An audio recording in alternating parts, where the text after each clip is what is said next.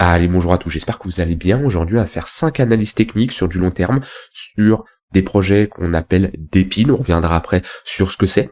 Et le but, c'est de déceler si on a des zones intéressantes sur du long terme en fonction du contexte, bien entendu, du marché. On est dans une phase où il y en a beaucoup qui parlent d'un second cycle qui pourrait avoir. On a eu le premier, on est rentré dans une phase de range pendant 3 mois et on pourrait avoir une seconde vague de hausse. Et on a vu ces derniers mois, même l'année 2023, il y a deux narratifs qui sont sortis du lot.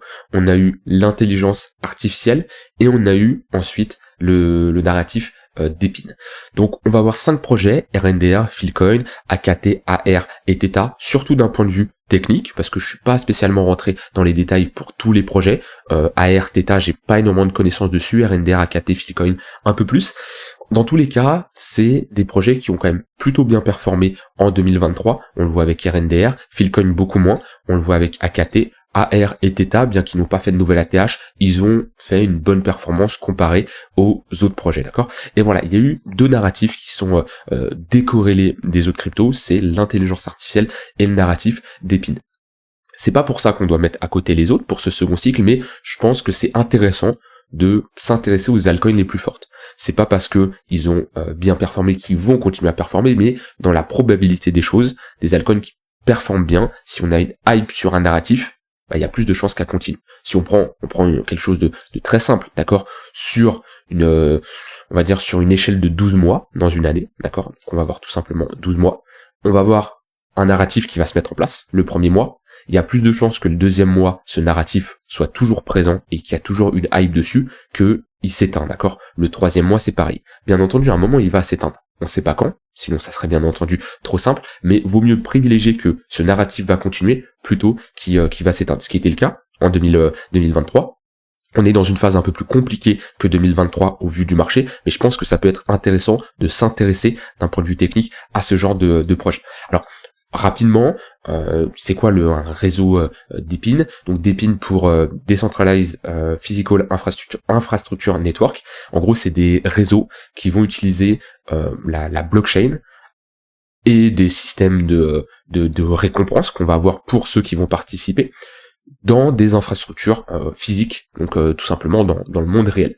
Donc en gros, on va prendre des alternatives qui existent déjà, des installations traditionnelles physiques qui existent déjà, et qu'on va fournir quelque chose de décentralisé ou semi-décentralisé. Je prends le cas par exemple de RNDR. Et pour la plupart des projets d'épines, le fonctionnement est globalement pareil, mais pas pour le même type d'infrastructure. RNDR, c'est un projet qui vise à mettre à disposition de la puissance de calcul via ces cartes graphiques afin de permettre à d'autres personnes d'acheter cette puissance de calcul. Je prends un exemple tout simple. Moi, j'ai une carte graphique, mais je n'utilise pas 100% de ma carte graphique. J'utilise, on va dire, en moyenne par jour, 30%. Et ce qui est sûr, c'est il y a 20% que j'utilise jamais. Ces 20%-là, je les utilise jamais. Et ben, qu'est-ce que je peux décider de faire?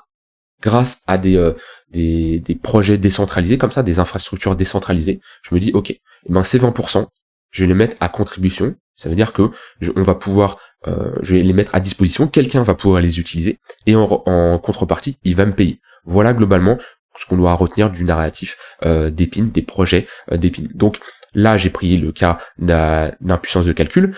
Ça peut être du stockage décentralisé, ça peut être comme AKT du cloud computing, mais globalement, ce qu'il faut comprendre, c'est quelque chose qui existe dans le monde réel, qu'on va décentraliser, et qu'on va pouvoir tout simplement monétiser. Voilà, globalement, sans rentrer dans les détails, comment ça fonctionne. C'est des projets qui ont très bien performé. En général, pourquoi? Parce qu'ils ont également une confluence avec l'intelligence artificielle. Là, si je vais dans le narratif, voilà, RNDR, il y a un lien avec l'intelligence artificielle, AKT également. Et on voit que ceux qui ont le plus performé, oui, il y a des projets comme AR, comme Theta qui ont bien performé, mais ceux qui ont le plus performé, c'est ceux qui ont un lien entre intelligence artificielle et d'épines. Donc, exemple avec RNDR et AKT. Donc voilà, c'était juste un petit résumé là-dessus, et comme je dis, pour moi, c'est intéressant de s'intéresser à ce genre de projet pour faire de la continuation de tendance sur du long terme, surtout qu'on est actuellement sur des baisses de moins 50, moins 40% depuis l'ATH, on est sur des zones qui peuvent redevenir intéressantes sur du long terme, et le but de cette analyse là, on va faire comme une vidéo assez conséquente, ça va être sur ces 5 projets, j'en ai choisi 5, j'aurais pu en choisir plus, d'accord, j'aurais pu prendre voilà, des HNT, j'ai pris les 2-3 plus gros et d'autres qui sont également intéressants à analyser, et le but ça va être de voir, ok, où on se situe, et est-ce qu'on peut avoir des opportunités sur du long terme pour se positionner. RNDR, première crypto que je vais analyser, c'est celle qui a le plus performé avec AKT, et voilà, déjà, ce qu'il faut comprendre, c'est que on est dans une phase de marché où on voit qu'on est rentré dans une phase de range. Pourquoi? Très simple à voir, on était dans une dynamique qui était ici haussière, et depuis un moment, qu'est-ce qu'on constate? On ne fait plus de creux et sommets de plus en plus haut, vu que là on fait un sommet plus bas que le précédent. Ça nous donne une information assez simple à comprendre. On est toujours dans une dynamique haussière, mais avec une pause, d'accord? Donc à l'intérieur de notre dynamique primaire qui est haussière, on enregistre une dynamique secondaire qui est neutre, d'accord? Et c'est là où c'est compliqué de savoir, d'un point de vue de temporalité, combien de temps on va passer dedans. Mais ce qui est intéressant à comprendre, c'est que, potentiellement, on est sur une phase où le marché va consolider. Et c'est là où il va falloir trouver des zones qui nous intéressent pour prendre un risque, bien entendu, qui soit maîtrisé avec une invalidation claire pour, pourquoi pas, jouer de la continuation de tendance. Donc, si je me dis que je joue de la continuation de tendance, c'est pas spécialement de l'investissement très long terme, parce que moi, j'aime bien avoir des entrées précises quand je me positionne sur du long terme. C'est-à-dire qu'en général, je trace un Fibo et j'aime bien avoir une zone d'entrée, une entrée quand je me positionne entre les 0,118 de Fibonacci et les 0,786. Ce qui fait un retracement un peu profond sur RNDR. Je dis pas qu'on va y aller, je dis pas qu'on ne peut pas y aller, je dis juste que ma zone elle est déterminée. Si on y va, c'est une zone où je pourrais moins intervenir de mon côté. Donc ça, c'est plutôt ma vue un peu long terme, d'accord? Quand je me positionne dans une zone de rechargement, voire pour les altcoins qui crachent un peu plus les 0,186, c'est des positions que je vais garder des mois, voire des années, parce que j'ai des très bonnes entrées. Maintenant, on peut faire également de la continuation de tendance à l'intérieur de cette dynamique haussière, et là on se trouve sur une bonne zone de localisation, vu qu'on est dans notre tunnel daily. Nos moyennes mobiles sur du long terme, d'accord, qui nous permettent de avoir un point de repère sur notre dynamique de fond, et actuellement on se trouve dans une bonne zone de localisation. Donc le point de repère est bon. Maintenant on va quand même réduire en unité de temps. Le but c'est pas d'aller faire de l'intraday, d'aller faire réduire sur les unités de temps. Globalement on cherche ici des points d'entrée daily ou weekly, d'accord? Est-ce qu'on va trouver des points d'entrée? Qu'est-ce que j'aimerais voir potentiellement pour me positionner? Donc on est ici dans une phase de range et on se retrouve globalement vers le bas de range. Donc oui, on va être sur une bonne zone de localisation, on est en dessous de notre value area low, ici on est dans une très bonne zone de localisation. Maintenant c'est un peu mou encore sur RNDR pour reparler ici de reprise de notre dynamique. On voit qu'on a un MACD qui est globalement vendeur, d'accord, on fait des sommets ici de plus en plus bas, c'est compliqué. Par contre oui, la zone de localisation est plutôt intéressante. Je pense que au vu du marché, il n'y a pas trop besoin de se précipiter, d'accord? Gardez toujours votre cash. Le but, c'est pas de rentrer le plus rapidement possible et se prendre ensuite un drawdown de moins 30% potentiellement. Mais je pense que déployer couper ces entrées en plusieurs parties, c'est-à-dire qu'on se dit, ok, sur RNDR, je veux rentrer 5% de mon capital, et ok, je vais diviser ça en 1,5 et par exemple 2. D'accord, tout simplement. Ça peut être une stratégie. Je pense que on est dans une phase de marché où vaut mieux rentrer en plusieurs fois, quitte à ne pas rentrer tout, et rentrer par exemple ici en 1,5, plus tard 1,5, et ne jamais rentrer le 2, mais au moins avoir une couverture si on va plus bas, plutôt que de faire un all-in ici et se retrouver bloqué sans cash si on va plus bas. C'est un peu comme ça que je vois le marché actuellement. Donc moi j'ai toujours du cash d'un côté, que je déploie sur des altcoins, mais toujours avec une bonne stratégie de ok, je all-in pas actuellement parce que limite je préfère que le marché part et je ne suis pas totalement investi sur le cash que j'ai de côté que je rentre en position et je me tape à moins 30%. Donc c'est pour vous faire comprendre que oui, sur RNDR on est dans une bonne zone de localisation, mais ça manque de retour acheteur. Pour le moment, on a un momentum qui est dans la main des vendeurs. On est ici en daily sur une structure de top avec des creux et sommets de plus en plus bas. La zone est intéressante, mais ce que j'attendrais, c'est une pattern de top, de bottom, quelque chose qui montre que les acheteurs ont de la patate, des acheteurs qui sont tout simplement présents, ce qui n'est pas le cas actuellement. Par contre, oui, comme je dis, on revient chercher de bonnes zones sur du long terme. Ce qu'il faut prendre en compte également, très important, on est sur des altcoins quand même qui ont un market cap assez important. Mais on est ici sur du 3 milliards de market cap. Ne vous attendez pas à RNDR qui va vous faire un x50, d'accord? C'est plus possible, c'était possible lors du bottom ici, parce qu'on était sur un market cap de 100 millions, maintenant on est sur un market cap de 3 milliards, d'accord? Donc c'est totalement différent. Donc là, les altcoins que je vais présenter, globalement, quand vous vous positionnez, c'est pas pour aller chercher un x50, x100, x200.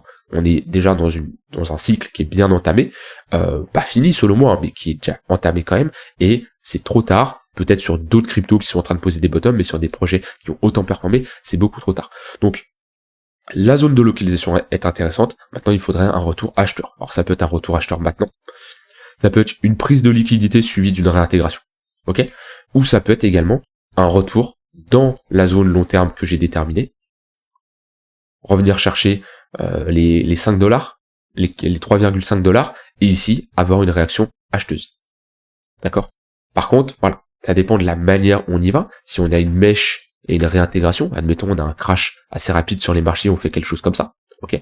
Par contre, si on commence à clôturer sous les 6,2, qu'on passe sous le tunnel daily et qu'on a cette pattern de top qui s'active, là on voit qu'on a potentiellement un M-top, il n'est pas encore activé, il sera activé si on clôture sous ce niveau-là. Là, ok, on repasserait potentiellement dans une dynamique baissière et on retrouverait des prix attractifs. Voilà globalement sur RNDR ce que je surveillerai. Comme je dis, beaucoup d'altcoins, la charte se ressemble, ça va pas m'étonner sur AKT que je vous dise globalement la même chose, mais c'est pour vous faire comprendre que on est dans une phase où s'intéresser à des altcoins qui étaient très fortes, qui corrigent et qui se retrouvent dans des bonnes zones de localisation, ça peut être intéressant. Moi, honnêtement, pour être 100% transparent avec vous, le narratif intelligence artificielle, je l'ai à 99% raté. Le seul moment où j'en ai profité, c'est quand j'ai fait de la continuation de tendance d'un point de vue trading. Mais d'un point de vue investissement, je me suis pas du tout positionné sur l'intelligence artificielle. C'est pas pour ça que j'ai pas performé moi de mon côté sur certains projets qui ont bien performé. J'ai pas fait des x50, x100 parce que j'ai un profil et une stratégie d'investissement où mon but c'est pas de faire des x100, d'accord? C'est pas du tout mon profil. Il n'y a pas de profil miracle, d'accord? Chacun, on adapte sa stratégie, son profil, sa stratégie à son profil, bien entendu. Mais pour être honnête avec vous, c'est des cryptos où, globalement, sur la continuation de tendance trading intraday swing, j'en ai profité sur des altcoins. Par contre, d'un point de vue investissement, c'est un narratif que j'ai totalement, je suis passé à travers, d'accord? Alors, est-ce que j'ai été mauvais? Est-ce que c'est, voilà, il y a eu une hype et je pensais pas qu'elle allait durer autant de temps. Mais visiblement, on est plutôt sur quelque chose de intéressant sur le long terme, surtout l'intelligence artificielle, que sur une bulle qui va durer 2-3 mois et qui va s'éteindre. C'est comme ça que je le vois actuellement. Et c'est là la différence où se rendre compte d'une bulle qui peut partir en un an et crasher et plus personne n'en parle, avec quelque chose qui peut se construire sur le long terme. Voilà, ça c'était pour RNDR. Donc c'est un format vidéo qui est différent d'habitude, beaucoup de blabla, ce que j'en pense un peu du marché. Le but c'est pas juste de faire une analyse technique, intraday, swing sur une crypto, là c'est vraiment se concentrer et de voir un peu ma méthode de comment je fonctionne hein, quand j'analyse comme ça des cryptos. On voit que les charts sont globalement, il y en a qui sont similaires, il y en a qui sont différentes, hein, c'est le cas de Philcoin, de vous dire voilà, moi qu'est-ce que je vois, qu'est-ce que j'en pense du marché, qu'est-ce que je fais, les erreurs que j'ai fait, hein, comme je vous dis, voilà, j'ai pas trop profité du narratif au niveau de l'intelligence artificielle d'un point de vue investissement. Voilà, on peut pas être partout, je vous le dis. La personne qui vous dit ah oui je me suis positionné là RNDR le bottom ici ING je me suis posé au point le plus bas ça non bon, ok on peut pas être partout d'accord. Alors Philcoin pareil c'est un projet qui est globalement intéressant. Maintenant sa tokenomics n'est pas incroyable. Philcoin c'est du stockage hein. Si je dis pas de bêtises ouais c'est ça, c'est un système de stockage décentralisé. Donc vous voyez la présentation que je vous ai faite avec RNDR, c'est la même chose mais avec des disques durs. C'est-à-dire vous avez un disque dur, très bien, vous utilisez pas une partie, eh ben vous pouvez le monétiser, d'accord? Et quelqu'un, voilà, des entreprises qui ont besoin que ça soit de la puissance de calcul, qui ont besoin de l'espace de stockage, etc. Eh ben ils vont pouvoir, eux, ça va leur être utile parce qu'ils vont pouvoir, tout simplement d'un point de vue décentralisé, profiter de l'espace de stockage de certaines personnes.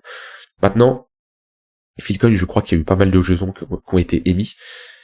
Si je regarde là le prix, on est à 5 $, on a un ATH à 150 $. Donc là déjà on voit que on est sur un x20, x25, même x30 pardon, x30 pour aller faire ici un nouvel ATH. Si je compare avec le market cap, on est actuellement à un market cap de 3 milliards et ici on a été sur le plus haut un market cap de 10 milliards. Donc vous voyez sur le prix, on est sur un x30. Sur le market cap, on est sur un x3, x4. D'accord? Ce qui est totalement différent. Ça, c'est parce qu'il y a eu pas mal de déblocage de jetons.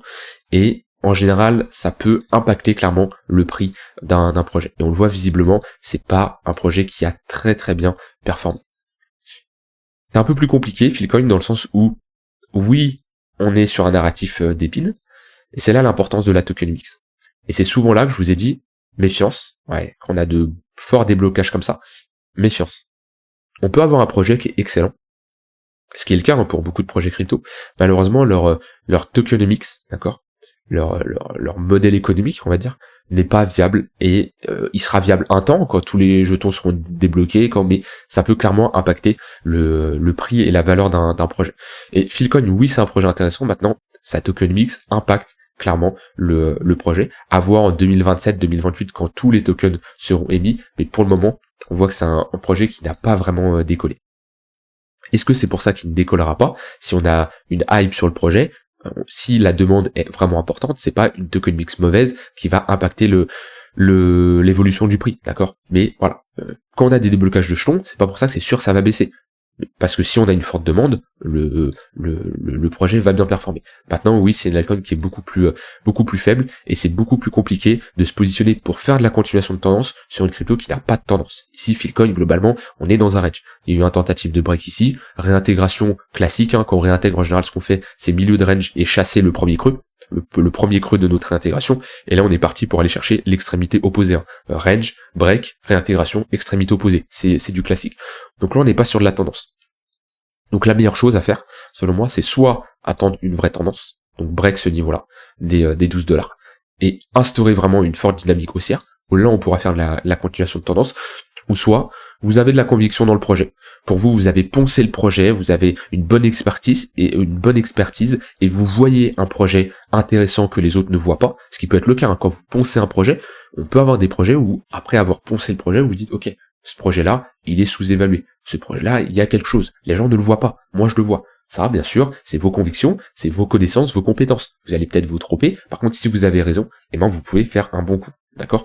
Maintenant, ça demande de, bien sûr, poncer le projet et faire une bonne analyse. Dans ce cas-là, d'un point de vue technique, et je parle juste d'un point de vue technique, la zone intéressante, c'est les gros niveaux de support. Donc, on en a un ici. D'accord? Et ensuite, on a globalement notre bad range. Voilà. C'est les deux gros niveaux de support sur Philcoin qui vont être intéressants, sachant que on est sur une précédente zone d'accumulation. Voilà, ça c'est pour Philcoin. Je ne pense pas que c'est une crypto qui retournera à son ATH au vu des jetons qui ont déjà été émis et au vu des jetons qui sont encore à émettre. Alors, on va parler d'AKT. Dites-moi si vous aimez ce genre de format, c'est assez intéressant, ça sort un peu alors je vais pas dire de l'ordinaire parce que je fais quand même de l'analyse technique, mais on s'y prend différemment où là on se concentre vraiment sur des projets en fonction d'un narratif, et on regarde les plus fortes, on regarde ceux qui ont bien performé, et on détermine comment, dans ce second cycle qu'on pourrait avoir, comment on pourrait en profiter. Alors Akash, c'est également un bon projet qui lui est dans le cloud computing. C'est d'ailleurs un projet qui au sein de l'écosystème Cosmos, qui a 61% de son offre en circulation, 700 millions en capitalisation boursière. Il a très bien performé et n'a toujours pas un market cap incroyable. Donc on voit qu'au plus bas on était sur un market cap de 25 millions. C'est vraiment faible. Ça, à ce moment-là, c'est des projets à très faible capitalisation. C'est un projet qui a très bien performé. Et on reste tout de même, alors on a quand même une FDV de 1,2 milliard. La FDV, c'est tout simplement quel est le market cap si tous les tokens sont en circulation, si on passe ici à 100%, mais on reste sur un projet qui n'a pas non plus un market cap vraiment démentiel. C'est-à-dire que demain, AKT, s'il fait un x10, actuellement sur le prix, on serait sur une capitalisation boursière de 7 milliards. C'est pas impossible. Je dis pas qu'il va faire un x10, je dis juste que, voilà, comparé à des projets où, si je prends par exemple, je sais pas moi, je vais dire BNB, et on me dit BNB fait un x10, bon, BNB, c'est compliqué de faire un x10. Il a déjà 82 milliards en market cap. Il passerait devant Ether, il serait pas loin de BTC. Compliqué. Par contre, quand je regarde comme ça, c'est ça, le market cap, ça me permet de comparer avec d'autres projets, sachant que le marché est toujours irrationnel, donc il peut toujours y avoir des anomalies. Je prends des Dogecoin, des PEP, etc. Mais si on se base sur la valeur d'un projet, voilà, c'est un projet qui peut faire un x10. Maintenant, d'un point de vue technique, c'est une charte qui est un peu similaire à RNDR. Pourquoi? Parce que on avait d'autres fortes dynamiques qui étaient haussières. On est rentré ici dans une phase de consolidation. Ok. Entre le point le plus haut et le point le plus bas, on est sur un moins 50%, et on retrouve de bonnes zones de localisation. Maintenant, c'est pareil. Moi, si vraiment je voulais me positionner sur du très long terme, quand je dis très long terme, c'est une crypto qui va rentrer dans mon portefeuille d'investissement, ok, et ça va être une crypto que je vais détenir quelques mois, voire quelques années. Moi, des projets, je me suis positionné comme sur du Ether, sur du Chainlink, etc. C'est des cryptos que je détiens déjà depuis plusieurs années, d'accord. Chainlink un peu, non, Chainlink, ça fait déjà facile 1 an. Donc voilà. Maintenant, on n'y est pas encore, mais on y revient. Et déjà, d'un point de vue investissement professionnel, votre but, c'est pas de FOMO qu'on est tout en haut. Votre but, c'est, ok, vous êtes professionnel. Déjà, vous patientez. Vous avez la patience. C'est important. Si vous pouvez pas patienter en investissement, vous allez brûler des étapes et vous allez vous retrouver à acheter le top et à passer sur une stratégie de DCA parce que c'est trop dur de voir un point d'entrée à $6 et du coup, vous allez vouloir moyenner votre prix à la baisse. C'est comme ça que vous allez fonctionner. C'est-à-dire, au lieu de vous dire, ok, je suis à $6, mon prix d'entrée, et je suis sur un moins 40%, vous allez moyenner votre prix pour vous dire, ok, bon, finalement, je suis plus qu'à un moins 25% parce que j'ai un prix moyen ici. Déjà, c'est la première erreur. Maintenant, on est déjà sur un moins 50%, comme je dis, on retrouve de bonnes zones, surtout qu'on est sur un bad range ici. On est sur un niveau de support à l'intérieur de notre tunnel daily, même si on est en train on l'a cassé. Hein. Ouais, on l'a cassé quand même. Pour moi, ça c'est un break. Des fois, on peut mêcher légèrement en dessous, on peut hésiter. Voilà, ici, voilà, ça, on a été dedans. Mais si cette mèche-là avait été ici, je vous aurais dit bon, là, hop, si je m'en sors, je vous aurais dit bon, on l'a toujours pas cassé. Mais là, ouais, là c'est break. C'est pas pour ça que ça y est, on retourne dans une dynamique baissière, on revient chercher les 0,186, mais c'est pour faire comprendre que, pareil, si je mets ici un MACD, on a une divergence haussière potentielle, elle n'est pas encore validée, donc selon moi, c'est vraiment trop tôt pour vraiment se positionner, mais si on commence à avoir une réintégration du tunnel daily, une divergence haussière qui se valide, une pattern de retournement, ok, il pourrait y avoir une entrée intéressante. Oui, on n'a pas le point le plus bas, mais au moins, on est dans le sens de la tendance. Et si ce niveau-là casse, et qu'on retrace, un niveau très intéressant à surveiller, c'est les 1,70$, bonne confluence ici avec ce précédent sommet, et les 0,786 de Fibonacci. Et on a bien sûr les 0,118 qui sont sur une bonne zone de localisation. Et c'est ce que je vous disais au début, de ne pas chercher à rentrer en une seule fois. Gardez du cash, déterminez vos zones, on y va, tant mieux, on n'y va pas, tant pis, mais au moins, vous avez du cash qui est disponible. Parce que là, l'erreur, c'est quoi? L'erreur, c'est de se dire, ok, je rentre maintenant sur AKT, admettons, quand vous déterminez un projet, vous estimez sa valeur, et vous estimez, ok, parmi mon capital crypto, ok, où ici je vais avoir, par exemple, 15% BTC, je vais avoir Ether, et ben vous posez la question, ok, et ben parmi la promesse de ce projet, la valeur qu'il a, la conviction que j'ai dans ce narratif, combien il va prendre de part dans mon portefeuille? 3%, 5%, 7%, ça dépend bien sûr de vous. Et ben là, vous allez savoir en combien de fois vous rentrez. D'accord? Ces 7% qui doivent représenter dans votre portefeuille, admettons ça représente, je vais dire une somme au hasard, hein, $10,000, ben vous allez dire ok, et ben je divise ça en 3. 3300, 3300 et 3300. Et vous allez avoir peut-être une entrée maintenant, une entrée ici, et une entrée ici. C'est pas un DCA. On va dire c'est un DCA intelligent, parce que vous rentrez sur des zones de support long terme ou weekly, d'accord? C'est pas un DCA où vous achetez chaque mois et vous faites un moyen-âge à la baisse bizarre, d'accord? Enfin bizarre, suivant une date. Là on fait un moyen-âge déjà en fonction d'un niveau de support et on rentre sur des niveaux clés.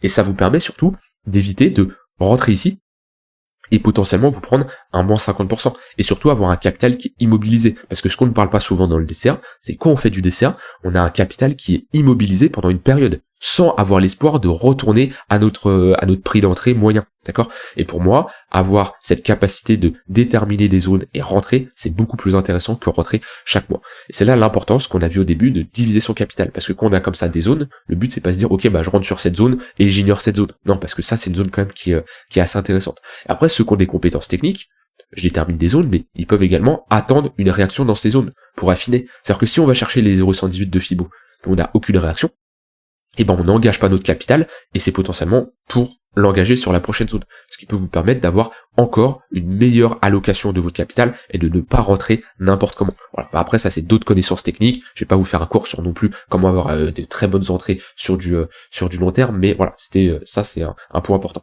Donc AKT, oui on est sur un support, mais pas de retour pour le mot acheteur, et les deux zones que je surveillerai, c'est les 2,8$ et les 1,7. Alors quand je dis 2,8 et 1,7, c'est une zone. Si ça va à 2,9, c'est toujours intéressant, d'accord? Voilà pour AKT. AR qui a également bien performé. Il a également fait un nouveau sommet comparé aux autres, et on voit qu'il est actuellement dans son tunnel daily. Donc oui, on est dans une bonne zone de localisation. La charte, je vais dire globalement un peu ce que j'ai dit avec AKT et RND1, mais on est dans un range. Le range, il est très bien défini. Voilà, hop. Ok, alors ça, c'est parce que j'ai pas la bonne charte. On va se mettre ici. On va mettre notre volume profile, très simple. Le range est très simple à déterminer. Il y a des ranges qui sont plus compliqués que d'autres. Ici, c'est très visuel. On a notre poke qui est vraiment au milieu du range. Si je prends un Fibo, je prends le point le plus haut, le point le plus bas, j'ai un 0,5 qui est au niveau du poke, au milieu de range. On voit comment est fait la distribution de la valeur. Ici, on est surévalué. Ici, on est sous-évalué. Et ici, c'est notre prix juste. C'est là où on passe le plus de temps.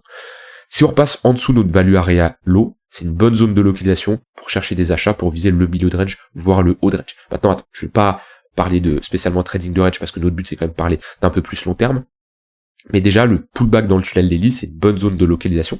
Si je regarde le momentum, hop, on enfonce. Donc on a un momentum qui est plutôt bearish. Donc ce que j'aimerais, c'est une phase de range de consolidation avec une pattern de retournement et pourquoi pas retrouver ici un momentum bullish. C'est ce qui manquerait. Maintenant, si on a un retracement beaucoup plus important, de la même manière, on trace un Fibo. Fibo, c'est pas spécialement un outil miracle qui va fonctionner, mais déjà ça vous permet d'avoir un point de repère, de savoir un point de repère que vous avez avec un outil qui est simple à tracer. Et on a une bonne zone entre les 0,58 et 0,786. J'aime bien cette zone, les 0,786 qui sont sur un bon niveau. Là, on avait pas mal de fois consolidé. Donc pareil, de la même manière, vous voyez que là, on peut faire ce travail de diviser notre capital en 3 fois avec une entrée ici, mais moi personnellement, de mon côté, je patienterai d'avoir un signal acheteur, les 0,118 et les 0,786. Pareil, après, là je parle d'investissement, donc il y a toute une démarche à aller faire et se renseigner sur le fondamental, sur le projet en lui-même, d'accord? Après, il y a une différence entre rentrer d'un point de vue technique et d'un point de vue fondamental. Moi, quand je rentre d'un point de vue fondamental en combinant, la tokenomics, l'analyse technique et tout l'ensemble, ça rentre dans mon portefeuille long terme. Si je rentre que d'un point de vue technique, ça rentre dans mon côté trading long terme, d'accord? Mais c'est deux choses différentes et j'alloue pas la même allocation. Ça, c'est pour AR. Dernière crypto, Theta, qui prend beaucoup plus cher. Pour moi, on a quand même posé un bottom. C'est un projet qui a posé un bottom avec le break de ce niveau-là. On est revenu chercher, je pense même pas les 0,382. Non, on en est très loin. Peut-être les 0,382 de ce dernier mouvement. Ouais, on a méché juste dessus. On a break le tunnel daily, ici. On est dans une phase de creux et sommet de plus en plus bas. On le voit avec ici un M-top. Le M-top qui est très bien dessiné à ce niveau-là. Et depuis, on fait toujours des creux et des sommets de plus en plus bas. Theta qui prend beaucoup plus cher. Hop. Et on se trouve sûrement dans notre zone de rechargement. On y est. Maintenant, le but, c'est affiner. Alors, il y en a quelqu'un qui se prendrait pas la tête, qui n'a pas spécialement de compétences ou pas le temps pour faire de l'analyse technique, il se dirait, ok, bah moi, tout ce qui est en dessous des 0,118, je fais du dessert. C'est du dessert un peu plus intelligent. Si on se positionne pas quand le marché est autant vertical, on se dit, ok, ma zone, elle est là, ici, je fais du dessert. Donc c'est un dessert classique, que toutes les semaines ou tous les mois, mais en ajoutant une condition en plus, c'est avoir une bonne zone de localisation. Moi, personnellement, il y a un niveau de support qui est clé, il est ici, au niveau des 0,786, c'est le niveau des 1,25$. C'est une très bonne zone, ok. Globalement, on voit que c'était notre ligne de cours, on a une épaule TT, épaule ici. On peut la voir, l'épaule ici, la tête, inversée bien sûr, épaule TT, épaule inversée, et on a notre ligne de coup. Si on revient chercher ce niveau-là, c'est une bonne zone de localisation également sur du long terme. Si on y va avec une réaction acheteuse, ça peut être un ravalement, une pattern de retournement, ok, et ben on pourrait avoir clairement une entrée. Voilà, comme je dis, format différent d'habitude, j'aimerais bien avoir votre avis là-dessus, si ça vous intéresse, je pourrais faire d'autres narratifs comme ça, faire l'intelligence artificielle, faire la DeFi, faire les meme coins, etc. Où voilà, on prend 5 projets, pas spécialement les meilleurs, mais quand même des projets assez connus, qui ont quand même bien performé. Bon, j'ai pris Philcoin qui sort un peu du lot, mais ça reste une grosse crypto d'un point de vue market cap, et de voir si, voilà, comment on pourrait se positionner. Alors je préfère commencer par des cryptos qui sont fortes, parce que on a plus de chances qu'ils continuent à être fortes, ces cryptos-là, et voilà, de voir tout simplement sur du long terme qu'est-ce que ça pourrait donner. N'hésitez pas à me faire un retour. Je vous souhaite une très bonne fin de journée. On se retrouve demain pour une prochaine vidéo. Bye bye.